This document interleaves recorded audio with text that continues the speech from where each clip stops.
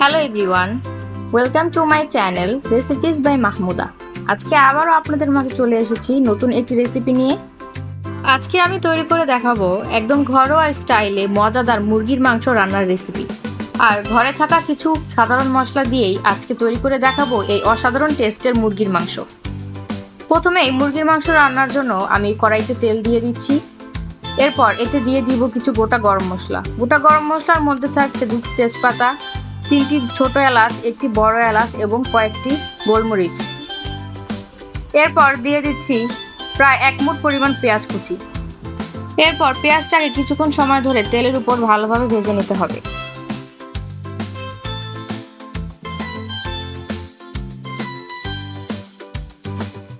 পেঁয়াজ ভাজার এক পর্যায়ে যখন পেঁয়াজের রংটা কিছুটা পরিমাণ চেঞ্জ হয়ে আসবে তখন এতে অ্যাড করে দিতে হবে আদা রসুন বাটা। এরপর আমি অ্যাড করে দিচ্ছি পেঁয়াজ বাটা। 3টি বড় সাইজের পেঁয়াজ আমি ব্লেন্ডারে ব্লেন্ড করে নিয়েছি। আর এ রান্নায় পেঁয়াজ বাটাটা কিন্তু অবশ্যই ব্যবহার করতে হবে।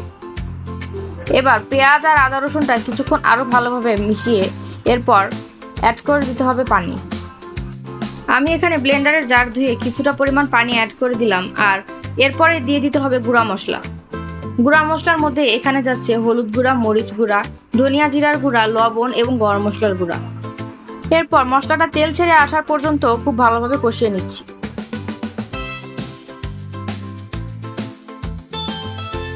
আর এই মশলাটা কষানোর সময় কিন্তু অনবরত নাড়াচাড়া করতে হবে, যেহেতু আমরা এখানে বাটা মশলা ব্যবহার করেছি। আর অফ ক্যামেরায় আমি এখানে মুরগির মাংসটা অ্যাড করে নিয়েছি। এরপর সামান্য পরিমাণ পানি দিয়ে এটাকে ঢেকে দিতে হবে।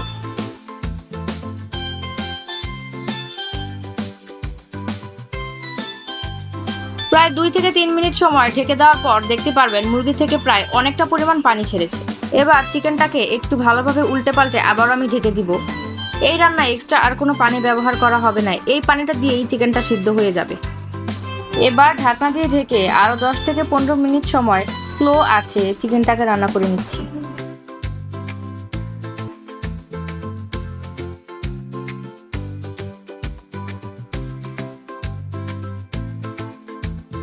চিকেনটা যখন পুরোপুরি সিদ্ধ হয়ে যাবে এবং ঝোলটা অনেকটাই কমে আসবে, এই পর্যায়ে চুলাটা অফ করে দিচ্ছি।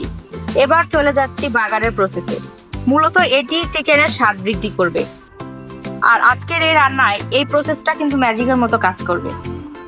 চুলায় ফ্রাইং প্যান বসিয়ে এতে তেল দিয়ে তেল গরম হয়ে আসলে দিয়ে দিতে হবে জিরা।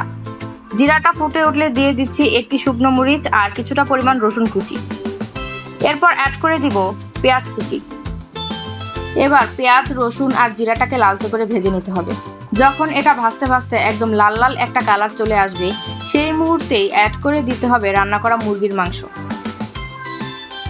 আর মুরগির মাংসটা অ্যাড করে কিন্তু সাথে সাথে ঢাকনা দিয়ে ঢেকে দিতে হবে, তা না হলে এই বাগারের যে একটা স্মেল, এই স্মেলটা কিন্তু চলে যাবে। প্রায় 1 মিনিট সময় ধরে এটা ঢাকা দিয়ে রাখতে হবে এবং 1 মিনিট পর দেখতেই পাচ্ছেন এটার কালারটা কিন্তু অত্যন্ত সুন্দর হয়েছে।